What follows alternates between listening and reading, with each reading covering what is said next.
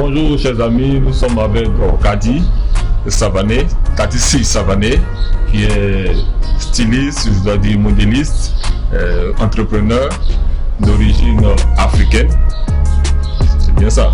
Je dirais pas styliste ou modéliste, je dirais tout simplement créatrice de mode. Voilà.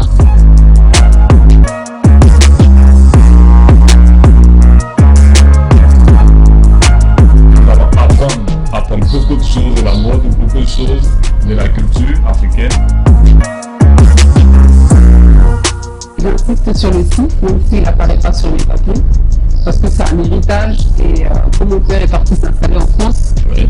il fallait un peu franciser tout ça, donc ils ont gardé juste le Savane, même le « et » ils l'ont enlevé, donc moi je dis Kadi Savané. Voilà. Et ça te convient? Ça me te va convient bien? tout à fait. Ok, d'accord. Dis-moi, aujourd'hui nous sommes avec toi. Nous parlons de la mode, de la production en tant que telle. Comment on arrive à la mode? Comment on arrive à la mode? En ce qui me concerne, c'est vraiment tout un parcours qui m'a conduit dans ce secteur-là. Bien que mon père soit couturier, styliste et modéliste, donc on va dire que j'ai grandi dans cet univers, mais ce qui m'a mis concrètement dans ce métier-là, c'est vraiment un concours de circonstances. J'étais présidente d'une association qui s'appelait UFAPES, donc c'était l'Union des femmes africaines pour la paix, l'émancipation et la solidarité. Oui. Et donc on organisait chaque année en France, de 2008 à 2011, un événement qui s'appelait Miss African Beauty. Et du coup, il fallait habiller ces Miss-là. Et on allait faire des tenues, à l'époque c'était à Cotonou. Et donc du coup il y avait un engouement derrière les vêtements des Miss. J'ai vu que ça a suscité l'intérêt et je me suis dit pourquoi pas me lancer dans ce secteur-là. Donc voilà, c'est le début de ma démarche. Et donc tout a commencé en Europe ou en Afrique? En Europe. En Europe. Et donc pourquoi est-ce qu'on n'évolue pas en Europe et on décide de faire un retour en Afrique pour montrer toutes ces compétences qu'on a acquises? Alors c'est pareil, tout ça c'est un concours de circonstances. Alors j'ai toujours été très attachée à l'Afrique, donc du coup c'est ce qui m'avait poussé à organiser cet événement, entre autres. Et l'idée c'était vraiment de valoriser les femmes avec une double culture. Et puis après, j'avais envie d'aller plus loin dans ma démarche, donc j'ai décidé de rentrer et rentrer dans quelles conditions? Je me suis dit je vais entreprendre, puisque j'ai commencé dans un premier temps en France, donc je me suis dit je vais aller dans cette continuité et voir les opportunités qu'il y a en Afrique. Donc 2 ans après mon installation, j'ai ouvert un atelier de confection au Sénégal. Et puis plus tard, j'ai vu que ça fonctionnait plutôt bien, j'ai décidé d'ouvrir une boutique à Paris. Et voilà, et de fil en aiguille, ensuite la boutique, et maintenant je suis dans le digital, toujours dans la mode. Dans la mode. Voilà. Et donc on sait très bien que Kadi est d'origine un peu ivoirienne. Mais pourquoi le choix du Sénégal? Pourquoi ne pas le faire en Côte d'Ivoire et on a choisi le Sénégal? Quand j'ai décidé de m'installer en Afrique, de faire ce retour aux sources, alors il faut savoir qu'il y avait eu une crise en Côte d'Ivoire qui a duré assez longtemps et on n'avait pas forcément de recul pour savoir si le pays allait être stable. Comme je rentrais avec 2 enfants qui étaient en bas âge, plus de 5 ans et 12 ans, du coup je ne voulais pas prendre de risques et donc je me suis tournée vers le Sénégal. C'était pas plus mal dans le sens où pour les Français il n'y avait pas besoin de visa. Il y avait aussi des vols assez réguliers entre Paris et Dakar avec plusieurs compagnies, des prix qui étaient abordables, donc ça me permettait toujours de garder cette connexion avec la France. Et puis l'autre chance que j'avais au Sénégal, c'est qu'on a un vivier de couturiers et d'artisans africains. Donc du coup il y a plusieurs choses, plusieurs paramètres qui ont fait que le Sénégal, je me retrouvais bien dans le fait de m'installer au Sénégal. Okay. Et de toute façon, je suis une panafricaine dans l'âme. Donc, quand j'ai commencé mes créations, j'ai commencé à Cotonou. Voilà, donc voilà. Pour moi, c'est pas une barrière le fait de dire que quand on fait ce retour aux sources, il faut absolument qu'on aille dans son pays d'origine. D'accord. Ça doit pas être un frein. Et donc aujourd'hui, est-ce qu'on peut compter déjà des défilés qui ont été déjà faits et tout ça en matière de... Alors au Sénégal, j'ai eu à faire 2 défilés. C'était plutôt dans le cadre aussi de prestations pour des structures qui sont basées au Sénégal et qui organisaient leur gala et qui m'ont demandé de faire une prestation de défilé. Donc c'était pas un défilé que j'organisais pour Mia Dreams Paris, mais ça m'a permis de montrer mes créations à une clientèle sénégalaise et voilà. Est-ce que dans le milieu il y a des noms qui ont eu à t'influencer? Est-ce que tu as des repères? Est-ce que tu as des gens dont les créations ont marqué?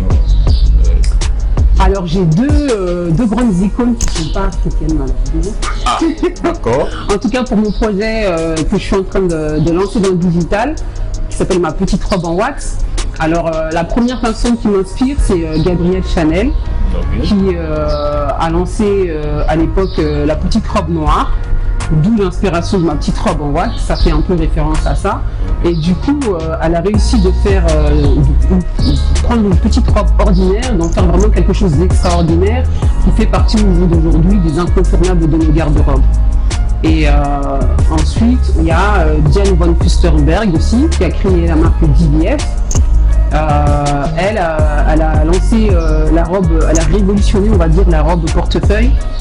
Jusqu'à nos jours, elle est devenue milliardaire avec ce produit-là. Ouais. Et du coup, ce sont deux femmes qui m'inspirent. Et j'espère que Ma Petite Robe en Wax, du coup, ira dans cette même lancée. Et te rendra milliardaire. Inch'Allah. Mais au-delà de me rendre milliardaire, c'est vraiment amener cette digitalisation dans la mode africaine, cette innovation, puisque donc pour présenter le concept, c'est la première application mobile fashion tech africaine qui va permettre aux femmes de réaliser leur robe sur mesure et de la personnaliser. Donc quand elles vont aller sur l'application mobile, à partir de 3 coups, elles pourront choisir un tissu, choisir le style de l'encolure, le style des manches, etc. Elles auront plusieurs options. Et puis aussi, après, elles pourront ou rentrer leur mensuration ou mettre leur taille en boutique. Et ensuite, nous, on s'engage à confectionner la robe et à la livrer sous 2 semaines. Et donc, dans la demande pratique, est-ce que la population est quand même à pouvoir manipuler un tel outil, surtout sur le plan digital aujourd'hui? Alors c'est vrai qu'au départ, on vise plutôt une clientèle occidentale, puisque c'est là-bas que j'ai eu ma boutique. J'ai une boutique à Paris pendant presque 4 ans et du coup c'est un marché que je connais bien. J'ai des clients qui me sont restés fidèles et jusqu'à présent ça reste mon cœur de cible. Et après, comment dirais-je, pourquoi pas l'étendre dans la sous-région. Mais c'est vrai qu'au départ on vise surtout l'Occident où il y a vraiment une flexibilité au niveau de l'utilisation des outils digitaux. Que souhaiterais-tu que les gens retiennent de cette application? Est-ce que c'est la première application africaine qui est sur le marché, qui sera sur le marché bientôt, on l'espère, ou bien il y a d'autres applications qui ont eu à t'inspirer et à t'amener sur ce chemin? Non, c'est vraiment une réflexion personnelle que j'ai eue par rapport aux difficultés que j'ai pu rencontrer quand j'ai eu ma boutique à Paris. J'ai ouvert, donc l'ouverture s'est très bien passée, sauf que très rapidement on a eu malheureusement les attentats, donc il fallait attirer la clientèle, les Parisiens ne sortaient plus, donc c'était très difficile pour les commerces de proximité. Et donc du coup j'ai eu l'idée de lancer d'abord cet événement sur Facebook qui s'appelait Ma Petite Robe en Wax. Et l'idée c'était de capter des femmes qui voulaient du coup réaliser elles-mêmes leur propre robe en wax. Et donc ça a plutôt bien fonctionné. J'ai eu à faire 2 événements et du coup il y avait plein de retours de personnes qui n'étaient pas disponibles ce jour-là. Et donc c'est de là qu'est venue la réflexion, comment est-ce que je peux la rendre accessible. Et l'une des meilleures façons de capter un maximum de personnes, c'est vraiment le digital. Donc voilà, je suis parti sur l'idée d'une application mobile. Pourquoi la petite robe en wax et non le petit pantalon en wax? Est-ce une application typiquement pour les femmes ou bien on est tous amenés aussi à être habillés en robe? Peut-être que ça va évoluer dans le temps, mais pour l'instant c'est vrai que j'aime sublimer les femmes. J'ai toujours aimé valoriser les femmes, je vous le disais tout à l'heure par rapport à mon événement que j'organisais à l'époque. Donc voilà, mais je ne cache pas que rapidement, en fonction de la demande du marché, ça pourra évoluer. Et donc, on n'a jamais eu envie d'habiller aussi les hommes. Pour l'instant, ça fait pas partie de, de mes objectifs.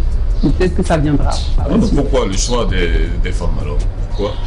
Je vous cache pas. Est-ce que Vous savez qu'on est des grandes consommatrices. Ah d'accord, c'est parce qu'on ne consomme pas le pain, c'est bien ça. Les hommes consomment le pain de plus en plus, mais c'est vrai qu'il n'y a pas cette même démarche des femmes où on a constamment des baptêmes, des mariages. Les femmes aussi sont de plus en plus à la recherche d'authenticité. On veut de plus en plus avoir des produits qui nous ressemblent. Donc cette prestation vraiment sur mesure, ça va vraiment au-delà de dire que je cible juste une femme, c'est vraiment aussi une ouverture aussi aux artisans tailleurs africains. Ouais. Parce que l'idée c'est que sur le moyen terme, on puisse avoir un maximum de couturiers sur la plateforme, leur permettre d'avoir accès à une clientèle à l'international. Donc c'est vraiment tout ça que ma petite robe en wax souhaite mettre en avant. C'est vraiment un commerce raisonné, avec des pièces authentiques, sur mesure. Donc le concept est quand même assez bien réfléchi. Ok. Donc aujourd'hui, quel conseil tu peux donner aux jeunes filles moins âgées que toi, peut-être ont moins d'expérience et qui aimeraient se lancer aussi dans le domaine de la mode et tout ça? Je vais leur dirais d'être elles-mêmes, de s'écouter. Effectivement, on a tous besoin de s'inspirer de ce qui se fait ailleurs, mais vraiment de rechercher au maximum ce qui peut faire apporter cette touche d'authenticité. Parce que c'est vraiment moi ce que je fais en tout cas avec la marque Mia Dreams Paris, c'est apporter une touche d'authenticité dans leur garde-robe, donc qu'elles aillent vraiment dans cette démarche-là où elles essayent de proposer à leurs potentiels clients des choses qui leur parlent, qui leur ressemblent. C'est la meilleure manière de pouvoir faire passer un message à travers le vêtement. Que devons-nous retenir de Kadi? Si vous deviez retenir quelque chose de Kadi, moi je vais dire tout simplement ce qui me motive en termes de valeurs. Donc ce sont la créativité et l'innovation, le professionnalisme et puis la valorisation du Made in Africa. Made in Africa. Voilà, Made in Africa. Mia Dreams. Merci Kadi. Merci à Blogueur Apti, merci à toute la communauté des entrepreneurs qui suivent Blogueur Apti et ceux qui ne sont pas encore abonnés, ben voilà, je vous invite à le faire.